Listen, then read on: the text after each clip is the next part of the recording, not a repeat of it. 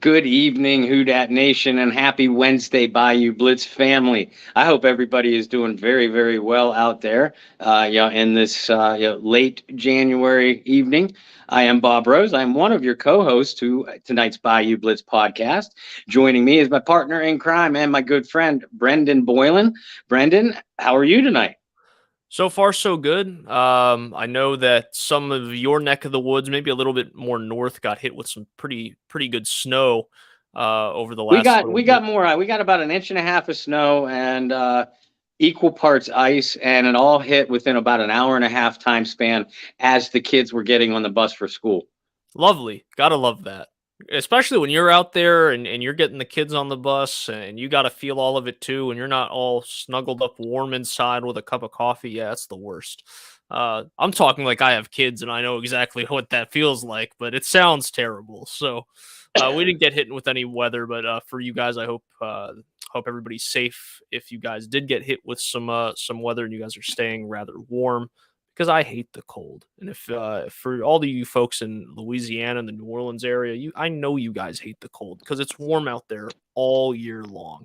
But nonetheless, everything's good, Bob. We got some interesting stuff to talk about. It seems like the Sean Payton, where's he going to end up? I feel like it changes every hour. Feels like we have a new update just about every hour. It's kind of settled down in the latter half of today. And you and I got to talk about some team awards if we can for the Saints. It's been a couple weeks since their season ended. I think we're due. And we also got some really interesting NFC and AFC championships to get to. So lots to get to today. Yeah, absolutely. I mean, it's not like the football landscape is quiet right now.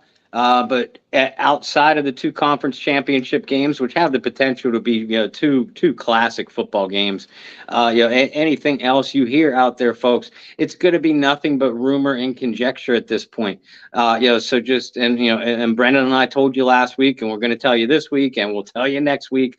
Be very, very careful who you follow and who you listen to this time of year. I am going to give ourselves a pat on the back, Brandon, myself, and all of us at the Saints News Network. There is a big, big, big difference between projecting, predicting, and reporting. When it comes to reporting, you have to either cite sources or have legitimate sources before you do so. And we at the Saints News Network, I promise you, we will do that. If it's a prediction, we'll let you know it's a prediction. If it's our projection or what we think is going to happen, we'll let you know. But if it's a report and we're reporting it as such, I promise you that even if we don't cite sources, we have legitimate sources. And that's a lot more than I could say for a lot of the things that you're going to hear flying around about, not only Sean Payton, since we'll keep it Saints related, but not only Sean Payton, but who's going to get traded, who's not going to get traded, who they're going to go after in free agency. So again, be very, very, very, very careful about who you put your trust in this time of year.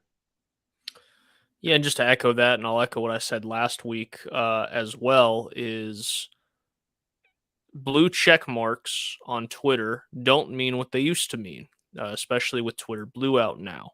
So just because someone has a blue check mark doesn't necessarily mean. If you want a great example, look at the first day of Twitter Blue. You had people changing their profile pictures and changing their handles just a little bit off. And one person made it sound like LeBron James had requested a trade that made their whole profile look like LeBron James. Another person had broke some news as Adam Scheffner. So just be very careful who you're following. Be careful about those blue check marks.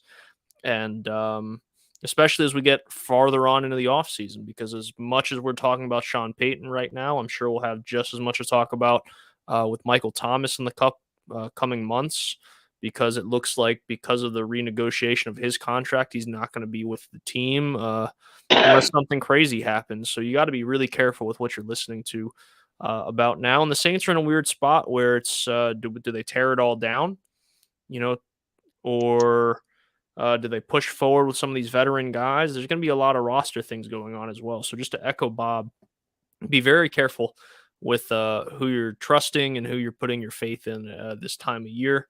I can echo what Bob said too, is those guys at Saints News, my time there as well. I mean, I think I can stand by saying all of us put out reports with valid sources, and if it was a projection or a prediction, we did a ton of those with like round tables where it was your opinion, my opinion, John's opinion, Kyle's opinion, Carlo's opinion, so on and so forth. We made sure to tell you guys that these are just projections, these are predictions moving forward. So definitely check out saints.media, turn on notifications. I know there's an email letter that goes out once a week, a newsletter. So make sure you guys subscribe to all that stuff, because that's going to be one of the most reliable sources you can find when it comes to Saints news as we go deeper into the off season. Well, Bob, let's talk about some of these things that are going on with Sean Payton. The latest news, and John Hendricks reported that there are no second interviews lined up for Sean right now, despite there being some interest with the Broncos. Some reports saying that the Broncos are at a point even where it's really Sean's decision if he wants to come aboard. They've had some guys sign off on it in the front office. Sean has an interview later this week with Arizona. But to not have any second interviews lined up raises some eyebrows. And then Jeff Duncan going as far as saying the longer this draws out, the more likely that Sean Payton ends up back at Fox in the studio for another year. Jeff's opinion, I don't think there's a whole lot riding on that, but Jeff, a guy that we've had the pleasure of speaking to with Saints News, and obviously very well respected in the New Orleans area. He's been covering this team for a very long time. Do you agree with Jeff's thoughts there? And what are your thoughts on Sean not having any second interviews, at least at this time, when you're seeing teams like the Panthers going out and having their second interviews for head coaching vacancies? First of all, it is kind of funny about Jeff, because you're right. He did come out and say that today, write that today. But literally less than 24 hours earlier, he came out and named the Broncos as the front runner in the Sean Payton sweepstakes. Now, since then, in less than 24 hours, Payton, Coach Payton, who was supposed to have a second interview with the Broncos today, had rescheduled and then canceled altogether. I don't put much stock in the fact that there are no second interviews with Payton yet. And here's the reason why. First of all, he has his first interview with the Arizona Cardinals tomorrow. So you don't know what's going to transpire after that. Secondly, in Sean Payton, the Panthers, Cardinals, Broncos, Texans, and whoever else might get involved, you know what you're getting. With all these assistants that are being interviewed, a lot of them have not been head coaches at the NFL level. So it's a longer vetting process than it would be if you sat down with a Super Bowl champion and 9-time playoff coach. Plus, with Sean Payton, as you guys know, or as you should know, to get Sean Payton, if a team wants Sean Payton, they're also going to have to sit down at the negotiating table with the New Orleans Saints. So there's that there. So it's not like Sean Payton can just be hired, bam, tomorrow out of the blue, and be, and all these other teams that wouldn't get that chance have that rug swept out from under them. So in other words, all these other teams, they're doing their due diligence and due process in giving second interviews, and there might even be a third round of interviews for some of them. To many first-time or no, many who would be first-time NFL head coaches, knowing that if they are indeed interested in Sean Payton, they can always double back and go to Sean and go back to the New Orleans Saints and say, okay, we want Sean Payton. Here's what we're willing to offer you, coach, as a contract. Here's what we're willing to offer you, New Orleans, as compensation. Now, having said all that, I also believe, this is just my own personal feeling. As we sit here today, I am a little bit surprised that the negotiating for Sean Payton by any or all of these teams hasn't heated up a little bit more than what it has. And because of that, I just have this gut feeling as we sit here today that Sean's going to end up back in the Fox studio as an analyst in 2023 and maybe regroup himself and go back into the fray and into the process at the conclusion of next year. That's just my feeling as we sit here today. I think a lot of times we use the term in this industry perfect fit, right? It's particularly around the draft. And just to pull something that you and I have done a lot of over the years is covering the NFL draft for the Saints. A lot of times we talk about guys that just get, man, that's a perfect fit for so-and-so. That scheme, that system, that culture, what have you. Or you take a player and you go, man, that wasn't a perfect fit. If they had just been drafted by team A, B, or C, looking back on their careers and what have you. And I look at this situation for Sean, and I don't see a perfect fit right now. You know, we talked about it a little bit last week. We talked about Houston. Houston doesn't make a lot of sense. You're building from the ground up. Sean said it's not very important to have a quarterback. That's his own words in place, but you know it's preferred. And Houston's in a spot where one, you don't have a quarterback. Two, your best offensive player wants out and has wanted out. And you already don't have a great relationship with Brandon Cooks from the time he was in New Orleans. So, you know, there's a lot of holes to fill. You know, that's a complete rebuild right there. Don't think Sean wants to be a part of that. Carolina, a lot of holes offensively. Don't have a quarterback. David Tepper, you know, has proven to be somewhat difficult to work with during his time with the Panthers. I don't see that being a good fit. Arizona. Well, Arizona's went and already made decisions on GMs and this and that. I think Sean is going to want more control. I look at the Broncos, and it's a stretch. I think the Broncos are definitely the front runner, but they have a Super Bowl winning quarterback that for a little bit of time we thought would be a good fit in New Orleans if that panned out, and it didn't. You have some young talent at skill positions. Your defense isn't bad. But there's a lot of things that need to change in Denver. You're not walking into a situation where it's a team that made the playoffs but didn't reach the heights that they hoped for. Coach gets fired and you swoop in. I mean, we have those situations almost every year, and that just didn't happen this year. And the one team that you and I both thought that made the playoffs, that got bounced, that would make sense is Los Angeles. And they decided to keep their guys. So I don't know about Sean going back into the Fox studios. Personally, I think he's good on TV, but I don't think it's something that Sean wants to do forever. And I don't know if the competitive nature of Sean Payton could stay away from the sideline for one more year.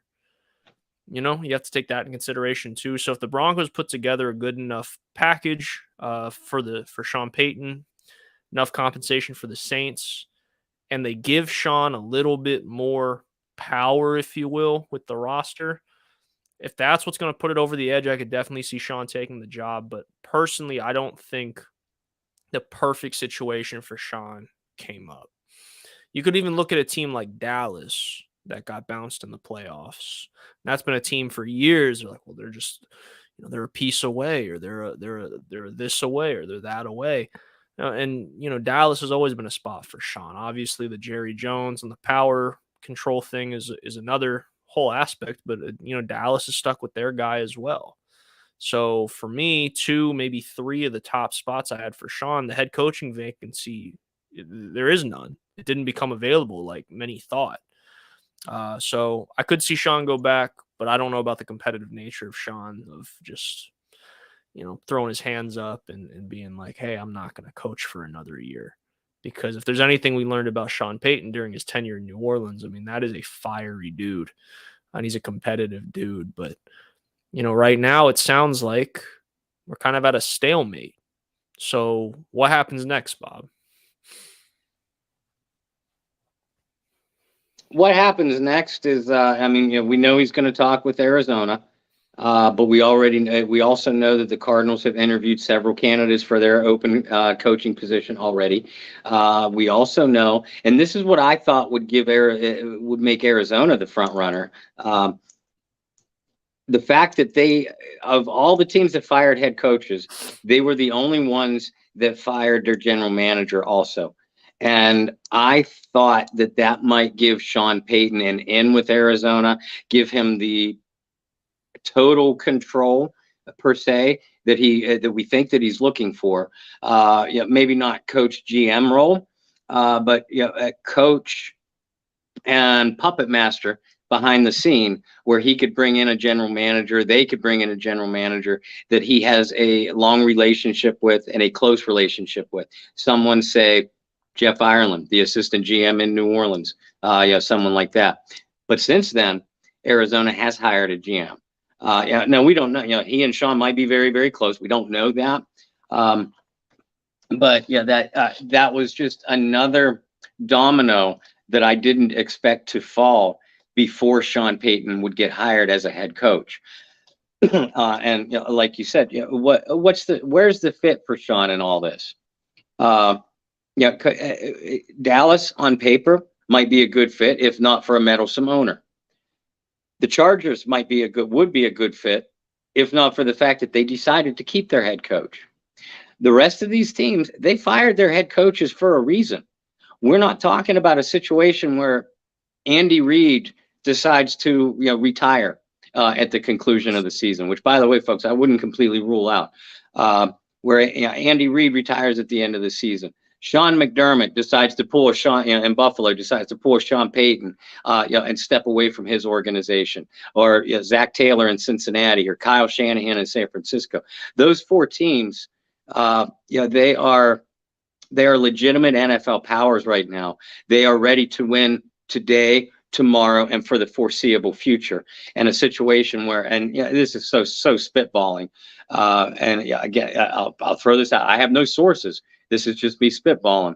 And Andy Reid retires, and Kansas City goes after a Sean Payton as his successor.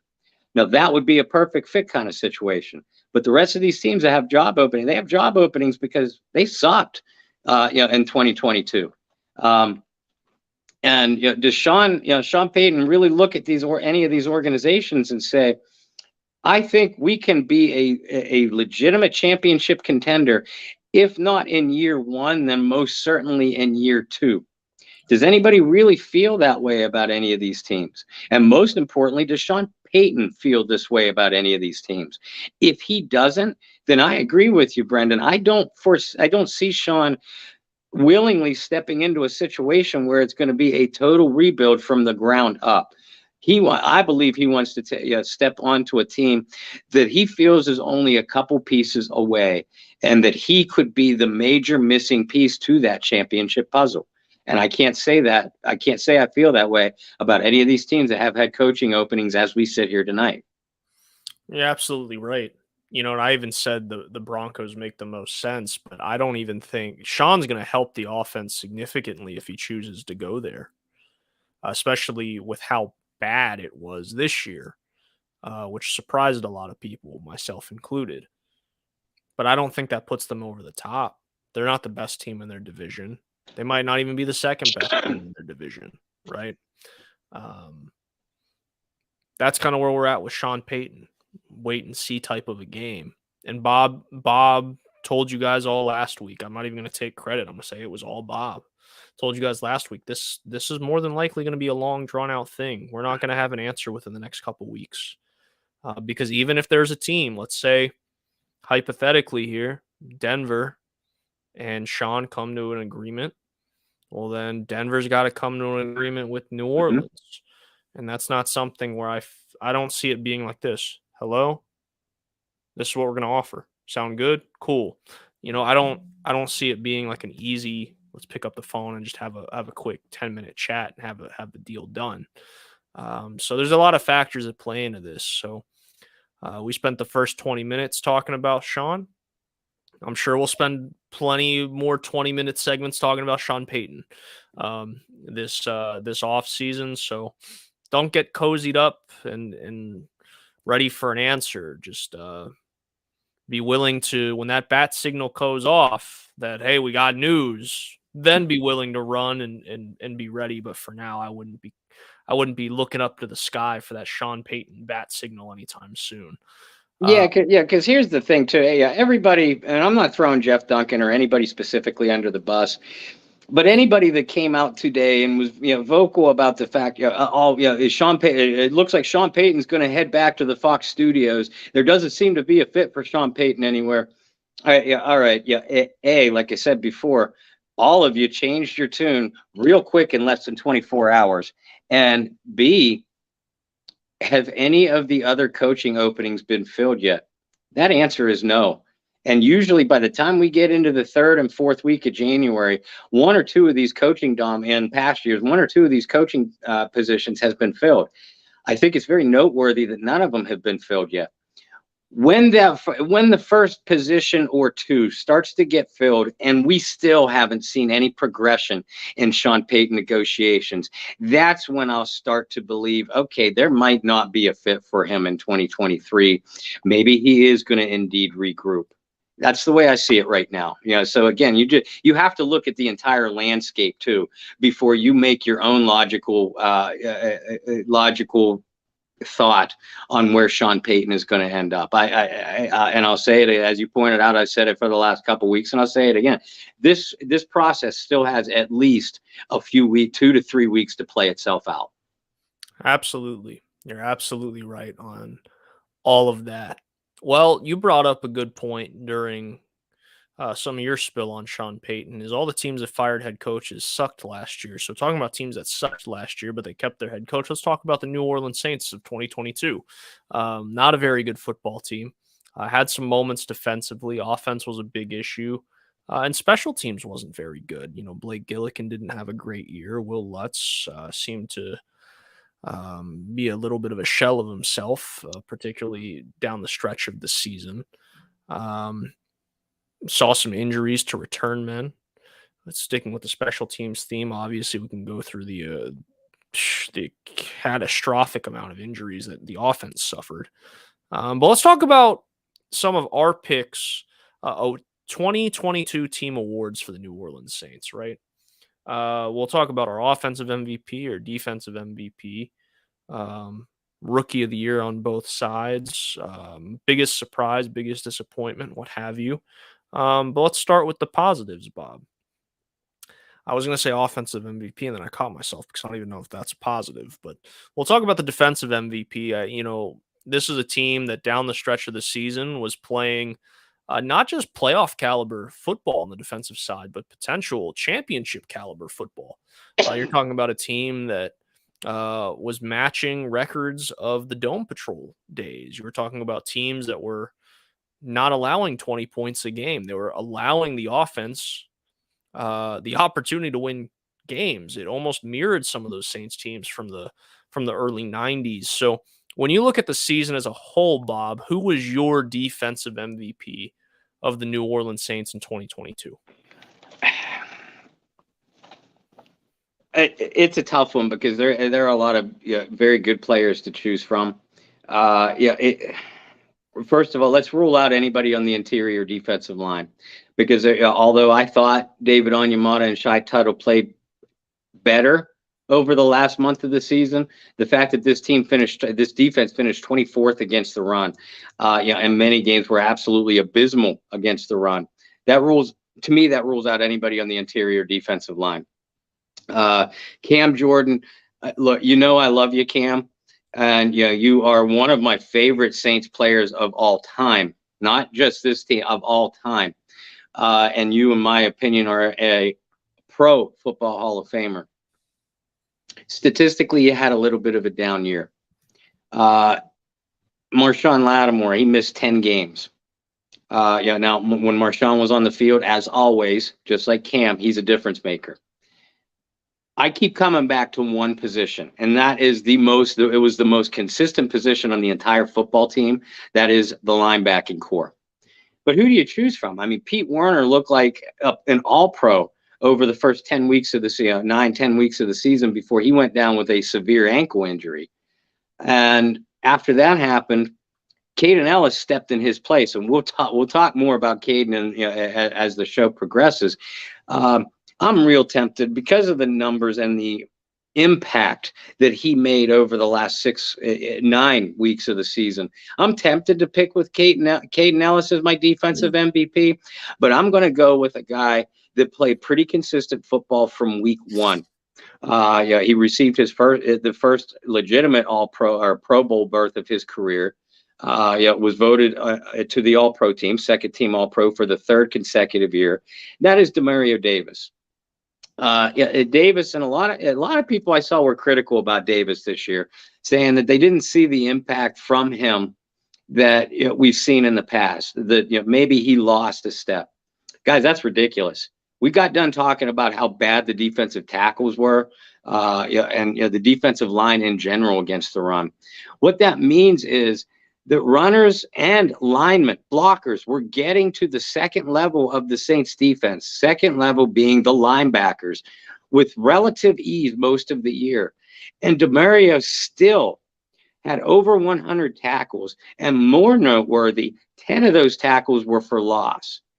Demario played excellent football. I mean, we know that he is capable in coverage. At 33 years old now, he could still cover running backs, tight ends, and even some wide receivers down the field on deep routes. I mean, his athleticism never ceases to amaze me. But he's also, since he come to New Orleans in 2018, Demario Davis has gotten better as a pass rusher year in and year out. And he was second or third on the team with 6.5 sacks, this year, a career high for him. So, in Demario Davis, you have a player who stays on the field on every single down. He's a factor in the running game, whether he's a heat-seeking missile into the opposing backfield or just his ferocious sideline-to-sideline pursuit. In coverage, he makes a difference. As a pass rusher, he makes a difference. Demario Davis is literally the catalyst for this defense. And because of that, I think that there were players that flashed better performances than him this year. But I think as far as consistently high level of play from week one to the season finale, I've got to go with Demario Davis for the defensive MVP. I think that's the safe pick. I think that's the right pick. And for the sake of not picking the same guy, because for me, Demario was the best player on the field throughout the course of the season defensively. I definitely think there's certain guys that picked it up towards the end of the season. I think there were some guys that had good stretches and then bad stretches and good stretches. I'm going to have to go with Cameron Jordan. Let's be honest. Pass rushers this year outside of Cameron Jordan, disappointing. Whether you talk about Marcus Davenport, who only recorded half a sack this year. You talk about Peyton Turner, who I still have hopes for, couldn't stay on the field. Granderson, per usual, had a really solid year in a reserved role. But Cameron Jordan really had to come up and step up big when the Saints needed him to. And you really look over that that back half of the season in 2022 and how crazy good that defense was statistically. And you look at the numbers of Cameron Jordan. And when the Saints defense played better, Cameron Jordan's played better. Mm-hmm. And I think those go hand in hand. I think it's an easy pick. I think it's a safe pick. But you look at games where the Saints absolutely had to win to stay alive in that crazy playoff situation that the Saints had late in the year where, we didn't think the Saints deserved to even be in that conversation, but they found themselves in it. I look at the Philly game in Philadelphia.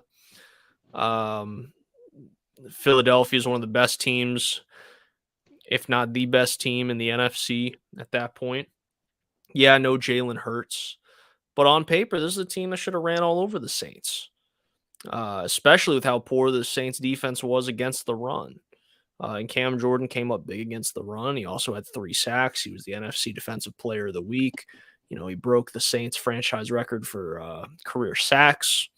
with all that, I think Cameron Jordan was again, a defensive leader, defensive MVP of this team. And I think it's ironic that we both select defensive captains for the team. But that just shows that their play on the field and their leadership off the field as well definitely earned them their captaincy for yet another year. So we got Demario Davis and Cameron Jordan as the Saints defensive MVPs of 2022. Let's talk about the offensive MVPs. This is a little bit more difficult. Not in a good way. Not in a good way like years past where you could really pick, three or four guys on the offense and you'd be okay with them being your offensive MVP. This is a little bit more difficult because no one showed true consistency throughout the year. So, Bob, I'll let you start with the hard decisions. Who's the Saints offensive MVP of 2022? And you cannot get out of this. There is none. Pass. I'm gonna make you say a name regardless. And that's why I hate you sometimes, Brendan. That's okay. You won't give me pass. Listen, I think it's really noteworthy that Chris Olave had such a spectacular rookie season. Rashid Shaheed came out of nowhere and established himself as a legitimate offensive weapon and perhaps the number 2 receiver to Chris Olave in 2023. Juwan Johnson just stepped out. I couldn't say enough positive words about Juwan Johnson during the course of the year. Cesar Ruiz, probably the most improved player throughout the entire team. But for me, the offensive end, and I love Juwan, I love Shaheed, I love Olave. But for me, the offensive MVP was center Eric McCoy. And I'll tell you why. Eric McCoy, first and foremost, I think is one of the best centers in the National Football League. He doesn't get nearly enough credit, and that frankly infuriates me a little bit.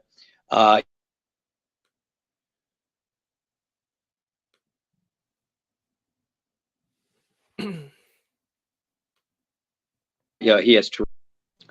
He's also athletic enough to get outside on screen passes, off tackle runs, and sweeps. Which, I mean, you look at a lot of the open field times that Taysom Hill broke into the open field, this offseason or during the course of the season. Taysom runs a lot of off tackle plays. Who was leading the way but big old number 78? And here's why I made the decision on McCoy. Eric missed all of 4 games and most of a 5th because of a calf injury that ended up putting him on injured reserve. In those 5 games, basically without McCoy, the Saints were 1-4. They averaged 58 yards rushing per game and 2.9 yards per rush in those games. In 12 full games with Eric McCoy, the team was 6-6, not great, but they averaged almost 141 yards on the ground and 4.7 per rush. Over the last 4 games, after McCoy came back from that calf injury, the Saints averaged 140 yards on the ground. And remember, that was an offensive line without Cesar Ruiz, without Andrus Peat, and without Ryan Ramczyk for 2 games, and they still averaged that amount. So I think those numbers are why I chose to go with Eric McCoy as my offensive MVP, just narrowly over. Shaheed didn't play a full season, so I put him just narrowly over Olave and Juwan Johnson. But Eric McCoy showed how valuable he was in his absence just as much as when he was on the field. Look at Bob going with an offensive lineman. Didn't see that one coming. It's nice to see the offensive lineman get some love. I will just say that. For me, this isn't an easy one because it's really easy, perhaps, to look at a guy like Chris Olave, who had a really good year, was inconsistent, showed the rookie inconsistencies, was hurt at points this year. Could look at a guy like Alvin Kamara, who really turned it on towards the latter half of the season. The touchdowns weren't there, but certainly maybe that last month of the season, you saw a little bit more of a standard dose of Alvin Kamara. Quarterback we can't even talk about. So I'm gonna go with a guy that you named and mentioned. It could easily be like a breakout candidate guy too, but I'm gonna go with Jawan Johnson because especially the chemistry him and Andy Dalton built from probably like week 8 on, maybe week 9 on, really the Arizona game on. I felt like Jawan really solidified himself as, especially when the Saints were going through injuries all over the place to wideouts. They were just dropping like flies. I mean, you had guys that were being signed off the street to the practice squad and elevated, and just guys that were familiar with the offense. Guys like Keith Kirkwood. I think Jawan really established himself as a true target and a true threat, not only in the red zone, but anywhere on the field for New Orleans. So to see the growth of Jawan Johnson, to see how consistent he was throughout, he had what, like 7 touchdowns in 8 weeks, 7 touchdowns in 9 weeks, something like that. You want to talk about consistency when there was no consistency of this offense.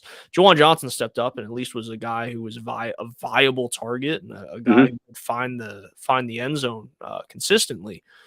I'm going to go with Jawan Johnson just because he was the most consistent in an inconsistent offense all year long.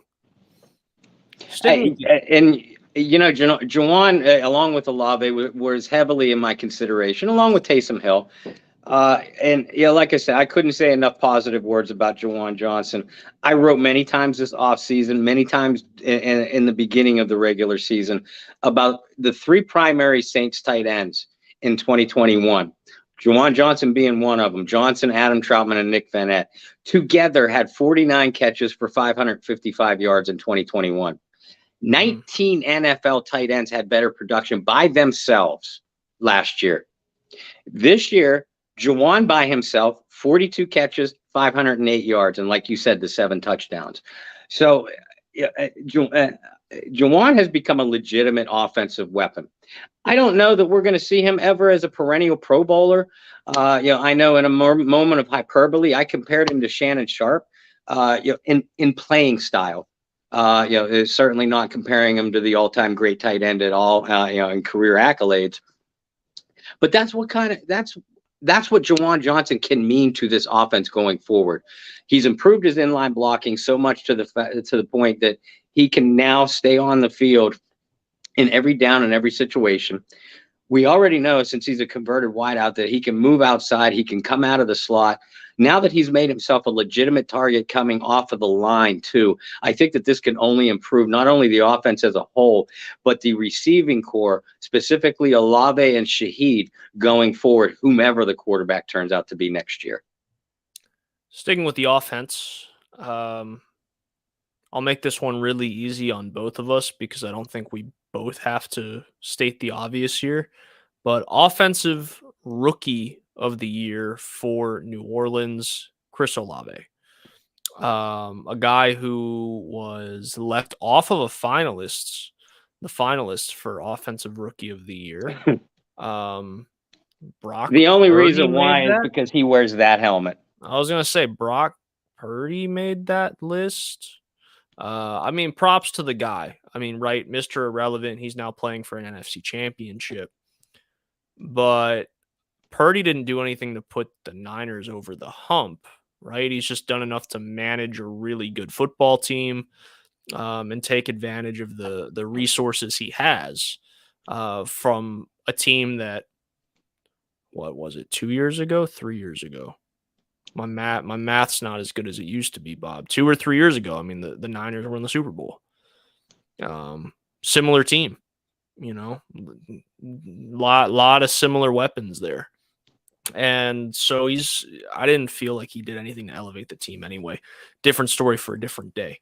But Chris Olave, clearly the Saints offensive rookie of the year. He becomes the 3rd Saint to ever post an 1,000-yard receiving year as a rookie. The touchdown numbers weren't particularly as high as you'd want them to be for a guy like Olave, but I can't say I'm surprised. The touchdown numbers weren't there, especially after Mike Thomas and Jarvis Landry went down, because you knew he was going to get more attention. Mm-hmm. I mean, shoot, the games that Landry and Thomas played in, you had like 2 of those games that Olave had 10 or more targets, because the Saints were able to line them up and mismatch them and be a little bit more creative than they could be later in the season, where him and Jawan Johnson were really your only receiving threats because they refused to make Alvin Kamara a receiving threat. But what positive things do you have to say about Chris Olave? This is a guy that we both mocked to the Saints in the draft process last year. We felt he'd be a really good fit for the offense, and he's proven to be exactly that. Yeah, that and then some. And like you pointed out, I was calling for Chris Olave to be a New Orleans Saint since November of 2021 because we get force-fed a lot of Ohio State football up here in Western Pennsylvania. So I've gotten to see a lot of Chris Olave over his collegiate career. And Olave was just as good as advertised, if not better. A terrific route runner, which I already knew. But, I mean, he didn't back down to the challenge of NFL cornerbacks. Great speed, which we already knew. He actually showed a little bit better run after the catch ability as a pro than really what he showed as a collegian. That was a pleasant surprise. The most positive thing I can say about Chris Olave, though, is after Michael Thomas went down in week 3, and after Jarvis Landry completely disappeared off the face of the earth after week 1, and since Pete Carmichael absolutely refused to use Alvin Kamara as a pass catcher, defenses focused on Chris Olave because Trashquan Smith was Trashquan Smith. Marquez Callaway regressed badly. So they have absolutely no threat in the receiving among their core of wideouts other than Chris Olave until Rashid Shaheed came along over the last 8 games of the year. Yet Olave still produced. That's the most positive thing that I can say about Chris Olave. He is a true legitimate star, and he has the look of a perennial Pro Bowler. Yeah, there was actually some questions from Saints fans on Twitter if Olave could be receiver number 1. And at this time, I'm in agreement with a lot of them. He's better suited to be a receiver 2, and he might be a better suited receiver 2 down the course of his career. But that doesn't mean he's not going to be one of the best receivers in football. If he continues to progress the way that he is, he's going to be a dangerous threat. He's going to be a guy who's going to get 1,000 yards every year. He's going to get a ton of targets. He's going to catch a lot of passes. And if the Saints can pair him with someone, because at this point, we don't think Mike Thomas is coming back. And even if he did come back, you don't know what you're getting.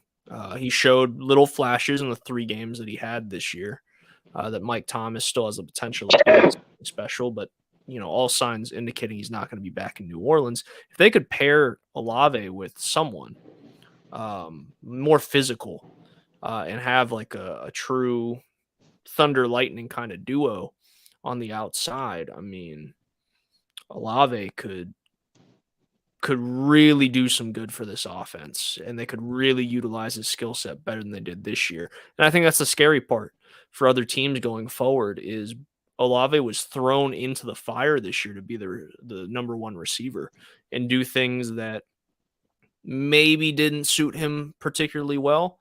But if you could put him in a position where you're able to kind of take the training wheels off and just let him go and naturally do the things that he's fantastic at and put him in the situations to succeed. I mean, this is a guy you're looking at not just 1,000 yards a year. He could easily be a guy that's getting 1,200 yards a year, not getting 4 touchdowns, but maybe bringing in 7 or 8 touchdowns a year. And that's some of the best things I saw from Olave is exactly what you said, is the fact that he was kind of thrown to the fire. And he still produced. He didn't get thrown to the fire and didn't produce. And he lived up to the billing, which a lot of times doesn't happen. I mean, you want to talk about guys that a team trades up for and the expectation is really high and they don't live up to the billing. I mean, we talked about how disappointing Marcus Davenport was this year. I mean, that's a prime example of a guy who the Saints traded up for, didn't live up to the billing. Olave's lived up to the billing so far. So big props to Chris Olave. Excited to see what he does for the Saints and his future.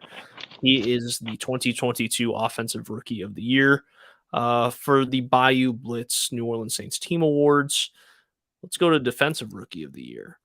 I think this is another obvious one for both of us, because this is a guy that went from being a reach on draft night to, I think, solidified himself as the Saints' number 2 corner next year, to play opposite of Marshawn Lattimore, and that's Alontae Taylor, who a lot of people thought was going to be like a hybrid corner safety type of deal that the Saints have had over the years. And you look at guys like Malcolm Jenkins, who was a college corner converted to a safety. You look at a guy like PJ Williams, who's capable of playing a little bit of both. You look at a guy like Chauncey Gardner-Johnson, who's played both. And that was kind of the mold that we all thought he'd go into. And on draft night, the Saints said, no, this is a guy that we definitely see being like an outside corner. And that shocked a lot of people. And he comes out and he really proves it. And another guy that got thrown to the wolves, thrown to the fire because of injury, not just to Marshawn Lattimore, but to Paulson Adebo as well, who had a rocky sophomore year, but I still think is going to be a solid piece of this defensive backfield moving forward. But Alontae Taylor didn't just shine. He didn't just play good ball for a rookie. I mean, he was shutting down number 1 receivers at points during his rookie season. He's big. He's physical. He's exactly what fits like the New Orleans Saints in that Dennis Allen style defense, where you can just trust your corners to play man coverage. And be able to be a little bit more creative with your pass rush. What are some things you liked about Alontae Taylor this year? First of all, I love the physicality of this young man. You do hope that he cleans up his playing style a little bit, because he drew some flags. Some of them are questionable. Again, if he wasn't wearing that helmet, maybe a different story. But again, Marshawn Lattimore missed 10 games. And when you lose a shutdown corner for that period of time, usually you expect your defense to go in the tank. I almost used another word, so my apologies for that. However, that forced Alontae Taylor to step up. And Taylor's first NFL start came head-to-head against some guy named DeAndre Hopkins, who people consider one of the top 3 receivers in the National Football League. And Alontae didn't shut him down, but he certainly contained him. And for the year, Taylor gave up less than 49% completion rate when targeted. And as a rookie, he got targeted a lot. As a rookie number 1 corner, he got targeted a lot. Over the last 10 games of the year, New Orleans gave up 1 100-yard receiver. That was against the Philadelphia Eagles, a game that Alontae Taylor barely played at all. Alontae Taylor is the real deal. And I know a lot of people suspect that maybe Marshawn Lattimore might be dangled as trade bait this offseason because of the presence of Paulson Adebo. Although he had an up and down season, I mean, he still showed flashes of what he could be, and the emergence of Alontae Taylor. Well, listen, I mean, nothing would surprise me this offseason. I wouldn't expect Marshawn Lattimore to ultimately be traded, because top-tier cornerbacks are at such a premium. And now the Saints have 1 elite one in Marshawn Lattimore and 2 who look to be very, very good ones in Alontae Taylor, Paulson Adebo, on rookie contracts. So yeah, these are valuable commodities. And Alontae Taylor, like you said, raised a lot of eyebrows with his draft selection, including by the 2 of us. And we've done Saints drafts together for 3 years now. That probably would rank as one of the more surprising picks that they have made. Yet, at least after 1 year, Alontae Taylor probably ranks right up there with among the better picks that the Saints have made in the last 3 or 4 years. Absolutely. The only other one that comes to mind about just shocking is Cesar Ruiz. I don't think any of us really saw that one coming, being the first round pick. That was one of the first years, maybe the first year you and I did the draft show together. We definitely want to talk about some NFC and AFC championship games. So finally, let's close it out like this. Who was the biggest disappointment of the season for the New Orleans Saints? You're talking about I do. I want to talk about the biggest surprise too, in a that. minute. But the biggest disappointment. You're Gotta end talking on the a entire positive. team now. Oh yeah. Okay. Uh, since I think both of us would name the same name, I'm just going to go same position but a different player. Ah. I'm going to go Marcus May. Oh, that's where I was gonna go. Okay, well then I will go Tyrann Mathieu. I thought for sure that we would both pick Tyrann Mathieu. The statistical production of Mathieu wasn't bad at the end of the year. By the end of the year, I mean, he had 3 interceptions. I think he was 3rd or 4th on the team in tackles. But the impact or lack thereof that Tyrann Mathieu made for most of the year, the last 2 or 3 games notwithstanding, for most of the year, has to be considered, to me anyway, was an absolute colossal disappointment. The entire defense struggled with missed tackles from time to time. Tyrann Mathieu struggled with missed tackles, be it lack of effort, poor technique, or poor positioning, or all of the above sometimes on the same play. Yeah, he was the posters. He struggled with tackling week in and week out. And I did like the glimpses that we saw from Mathieu towards the end of the year. And like I said, he finished statistically. If you just look at his statistics on paper, you say, okay, he was a little bit down, but I mean, he still produced. Yeah, but you really have to click on the game film of the New Orleans Saints over the first 2/3 of the year, and you realize that this position, the safety position, was a weak link throughout the entire football season. It rivals defensive tackle in terms of which spot was weaker, but I think with the headlines that came with Tyrann Mathieu, I think that inflated the expectations, and therefore was made him a bigger disappointment. When he just underproduced throughout most of the year.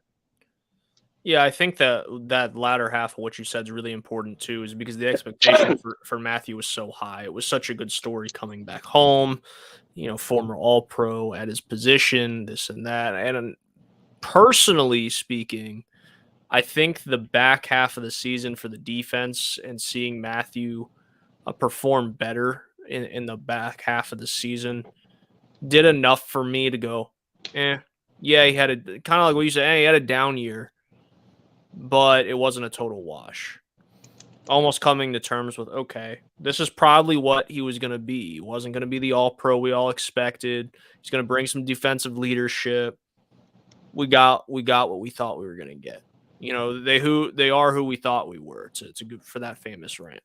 And we got what I thought we'd get out of Tyrann Mathieu. I think we could easily go Jarvis Landry as well for the same reason, because the expectation was so high in the coming home story and whatnot. And what probably saved it for Jarvis Landry was the 4th quarter against Atlanta. That's probably what saved him from being my selection. But Marcus May, for me, it's not even his play on the field. It is the lack of being available. I mean, we made the joke on some of the pregame shows that I felt that he had something written in his contract where he only played every other game, because that's what it felt like. And nagging injuries are terrible. You can attest to that being a former athlete. I can attest to that being not a pro athlete, but just a normal middle school, high school athlete. Nagging injuries stink. But when the injury goes throughout the year and it's one nagging injury and then another nagging injury, and then when you do play, you don't perform super well. Those things definitely hurt your stock. And this is a guy that came in as the number 2 free safety in his free agent class behind Marcus Williams, who the Saints let walk. And man, he didn't live up to the billing. he was not available. Sometimes your best ability is availability, and it didn't really work for Marcus May. And not to mention the fact that this is going to linger into next year as well because of his arrests. I mean, he's going to be suspended at some point next year. So you're talking about a guy who the Saints might not even get 10 games out of the 2-year contract that he signed. That's why he's the most disappointing for me, because he was supposed to come in and fill the shoes of Marcus Williams, who was, I mean, you take the one moment, and we all know the moment I'm talking about, so I don't even have to bring it up. You take that one moment away, and he was really good. He was really good for New Orleans over the years, and he was hurt this year too. But when Marcus May's the number 2 guy in the free agent class, and you think you got him for a steal, and you didn't even get to see him play, it's a little bit of a disappointment. So to end this segment on a happy note, Bob, let's talk about biggest surprise. I think I know yours. You know what? Let's do biggest surprises next week, because I know I know our Bayou Blitz family has been sticking with us for a somewhat big announcement, and I do want to take at least a couple minutes and talk about the conference championships. So if it's okay with you, let's say biggest surprises for next week, because we'll have the free agency questions to start to address too, as far as in-house free agents. Absolutely. All right, let's talk about the AFC NFC championship games. The NFC championship game kind of alluded to Brock Purdy a little bit before. The Niners find themselves there. Interestingly enough, there were some rumors floating out that if Jimmy G was going to be available for this game or not, which I thought was interesting. Also, this is a conversation for a different week too. I don't understand all the Jimmy G hate. I just never have, because he's a winner. Like, yeah, his stats aren't there, but you want to talk about like a perfect game manager? Jimmy Garoppolo. Like, this guy started a Super Bowl a couple years ago. I mean, you look at the Niners record with him as a starting quarterback, it's really good. And you couldn't now, so now you can't just say, oh, like he won in New England because it's New England. Well, he won in San Francisco too. So if he ends up coming to New Orleans, I'm not even going to be mad, because I think he's just a winner. Reminds me a lot of Alex Smith, another Niners quarterback. Yeah. Nothing special, but he's a winner. Anyway, so the Niners are going to be taking on the Philadelphia Eagles, and in my opinion, the MVP favorite in Jalen Hurts. Yeah, the not being available late in the year and the injury probably hurt those chances a little bit, but man, did he have a good year. It's going to be in Philly, and those fans, Bob, right down the road from you. There's some crazy people down at Lincoln Financial Field. But the Niners have such a winning tradition. The Eagles are a team that is starting to see some success for the first time in a long time. Obviously won a Super Bowl a couple years ago as well. How do you think that game is going to go? Do you think this is going to be an Eagles team that's going to be able to thrash the Niners defense with the run, because this is one of the best defenses in football? And if this stays close, are you going to give the edge to the Niners in a game like this? I think the NFC game is actually going to be a better game, a more competitive game than what the AFC game is going to be. Wow. This game, to me, has the potential to be a classic. And that's hyperbole. We'll see how it plays out. And watching the NFC conference throughout the year, these two teams were far and away the best two teams in the conference. I mean, they've been on a collision course all year long, in my opinion. And I think it comes down to, competitively, it comes down to which team can stop the run and which team can run more effectively. Because we do know that both the 49ers and Philadelphia prefer to have their offensive balance tipped more towards the running game. And we both know that both teams have, everybody knows about the 49ers defense, the best unit in the National Football League. But Philadelphia is a top 2 or 3 unit. In fact, the top 4 defenses for me this season have been San Francisco, number one, and then in no particular order, Philadelphia, Cincinnati, and New Orleans. Because New Orleans played that well down the stretch. So Philadelphia is up there defensively too. But I will say this: the teams that have had success against the Eagles, New Orleans included, have been able to run the football. And San Francisco's running game, Kyle Shanahan, I'm not going to call him an offensive genius, but I will say that I have the utmost respect for the way he designs his offense. It's a very attacking style. It's a very aggressive style, but it's not necessarily all down the field. And it's not necessarily he's going to pound his runners between the tackles. He's going to spread a defense out from sideline to sideline. And you have to respect that athleticism because Ayuk and especially Deebo Samuel can hit you for end arounds. So you spread that defense sideline to sideline, and then you have some running room between the tackles with Christian McCaffrey and Elijah Mitchell. And those two, everybody knows about Lil Mac. Elijah Mitchell is a quality NFL back, and he's a 100-yard quality kind of guy. And San Francisco has some big bullies up front too. So I think that this game is going to be very interesting in the trenches on that side of the ball. On the other side, San Francisco. San Francisco's defense pressures the passer well, especially along the edge, but their secondary, even Shar Ward, who's had a magnificent season, he's their best cornerback.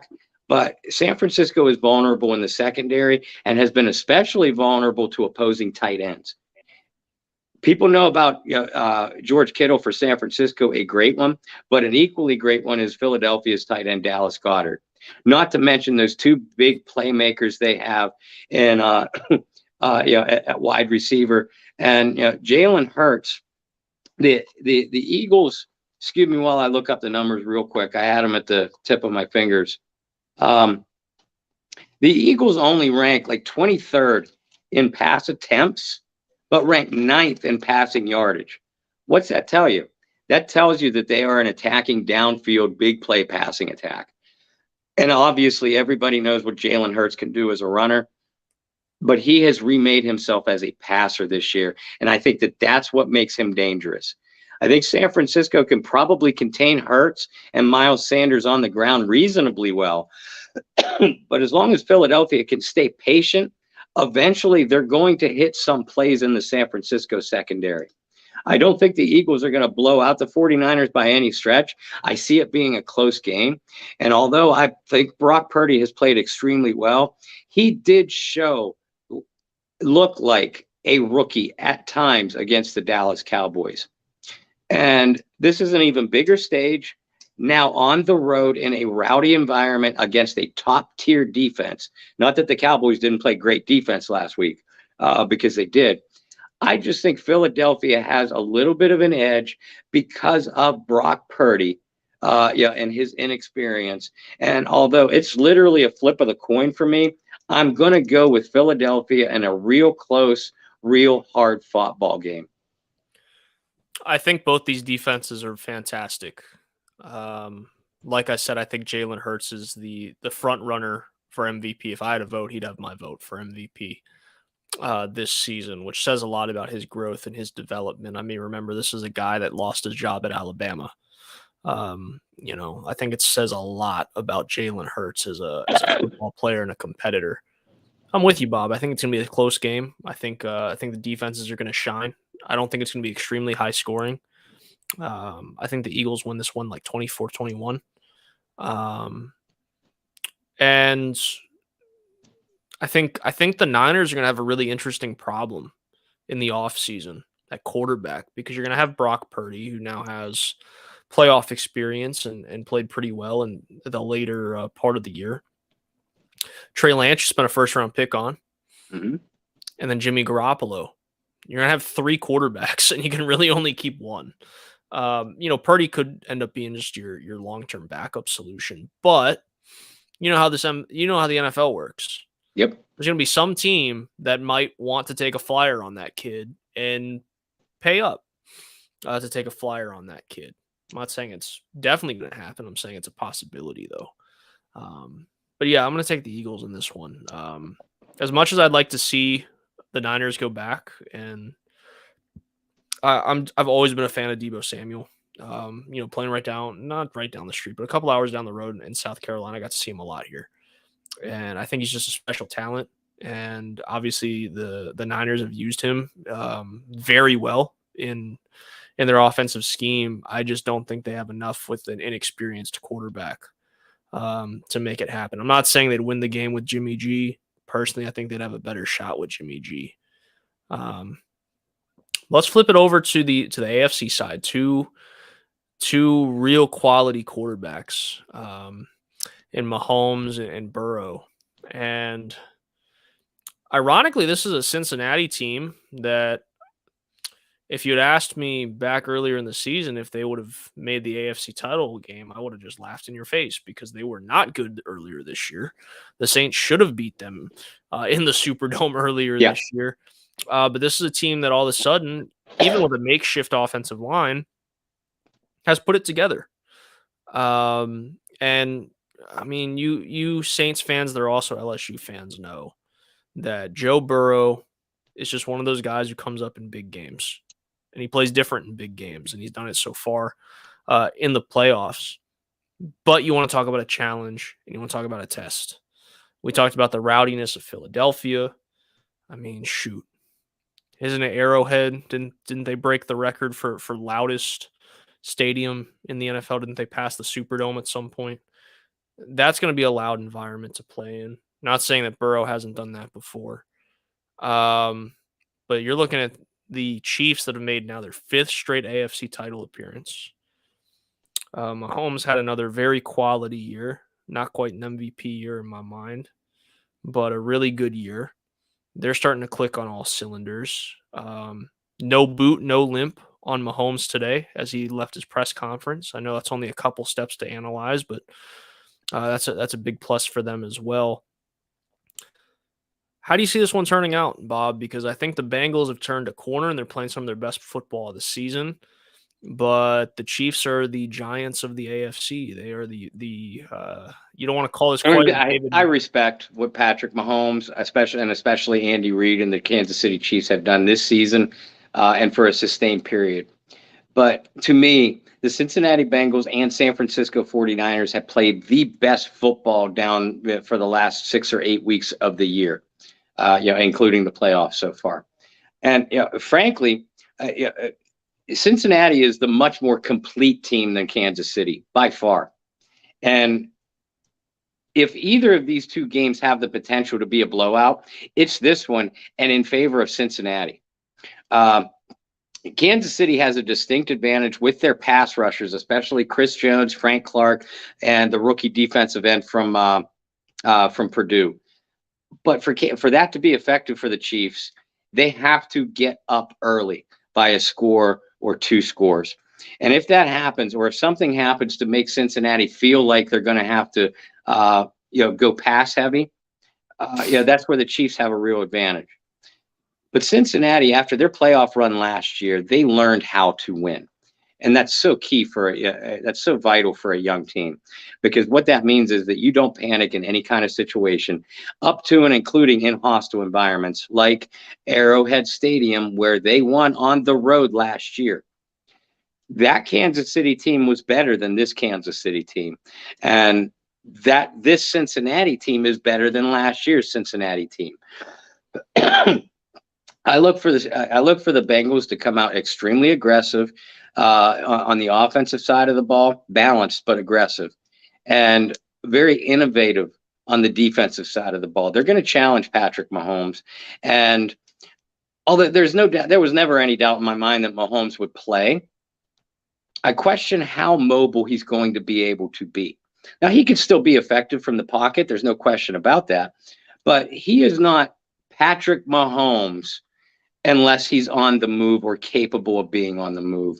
And the Bengals get after the passer as well as anybody in the league, with Trey Hendrickson, B.J. Hill, and Reeder, and what's his name, Sam Hubbard up front. They have an underrated secondary, outside of Eli Apple, who's obviously a weak spot, and a good pair of coverage linebackers. So I think they're going to be able to contain Mahomes enough, stop the Kansas City running game, and I just think Cincinnati's offense is just going to be too much for the Kansas City defense as long as the Bengals stay balanced and aggressive early. Remember the Bengals, so much attention goes to Joe Burrow. So much attention goes to Jamar Chase. They have a really good backfield. Mm-hmm. You know, and I don't think Joe Mixon gets enough love. Samaje Perine had a really good stint while Mixon was hurt as well. That backfield doesn't get enough love from the national media. I mean, this is a team that can and will run the football effectively in between the tackles when they have to, and that could be a big key as well. I mean, Kansas City's the Ferrari, right? They've been the latest model Ferrari for a long time offensively. Even with Tyreek Hill gone this year, they have found ways to be innovative, be creative. They're fun to watch, but Cincinnati, man, like you said, they're playing some of the best football of the year of any team over the last, 2 months. That's dangerous, but I just think it's really hard to take down Goliath. I think it's hard to take down Goliath at home. So I'm going to take Cincinnati in a tight one. As much as I'd like to see Burrow go to back-to-back Super Bowls, I still think this is Mahomes' AFC, and I think he's going to prove why he is on pace to go down as one of the greatest quarterbacks to ever play the game. So I'll take the Chiefs in this one.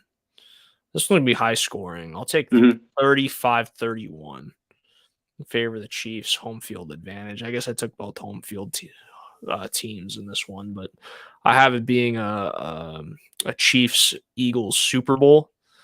But we'll see how it plays out.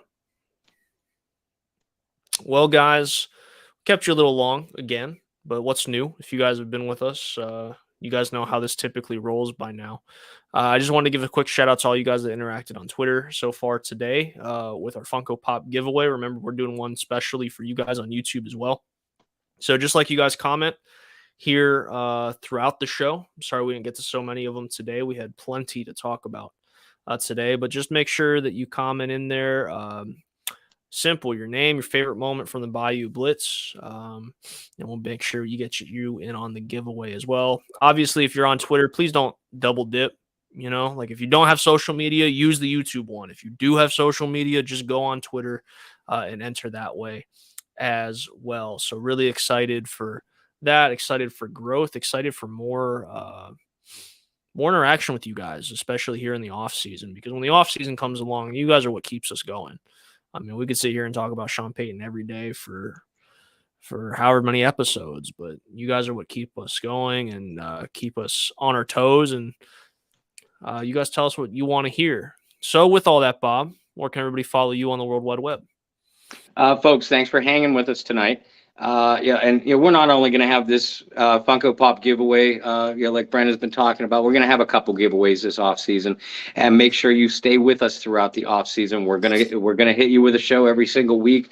We're going to have a lot of fun guests, and I'm gonna, we are gonna write a lot of articles, day in and day out for the Saints News Network, which is where you can follow all of our works at the Saints News Network, at Saints News on Twitter, and we do all this New Orleans Saints coverage for the SI.com site.